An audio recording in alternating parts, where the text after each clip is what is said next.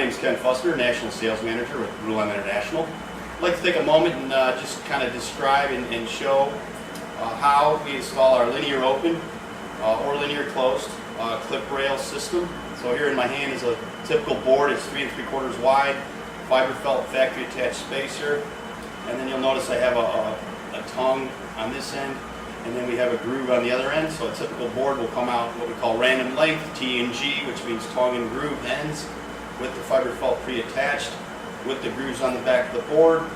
As the couple of shots we showed you earlier will show how the board on the back slots line up with the clip rail installed as 15/16 heavy duty T-grid with the clips attached.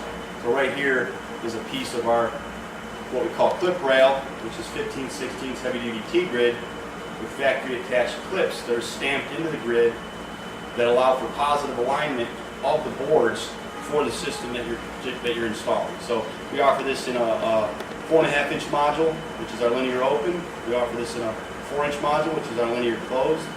And we also have a 6-inch module. So the spacing would vary depending on which module you're using. In this example, I'm using a 4.5-inch linear open, 3 3/4 wide board, fiber felt spacer. Basically, I get up in the ceiling. I would line up my grooves on the back.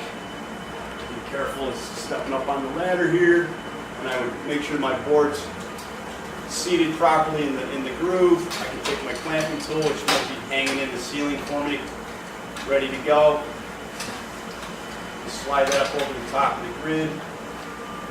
Again, I'm going to make sure my board's lined up properly, and that I have the felts going in the right direction. And I put it on there and I clamp it, and it basically just holds it in place.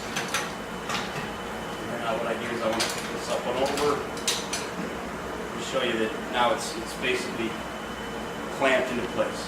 And then I would work my way down across the ceiling. Same thing, taking my clip rail, clamping tool, go over the top of the grid, line it up with the board and the grooves, and clamp it into place. This board here is just hanging here now because the other end doesn't reach over, so I'm going to just basically pop it loose. And one thing that's important to realize, once you clamp these boards into place, they really aren't designed to be pulled out. And if you have to pull them out, you can pull them out and then just simply slide the board along the length of the plane and stamp it into a different spot. So hopefully this helps show and demonstrate the use of our clamping tool. Thanks very much.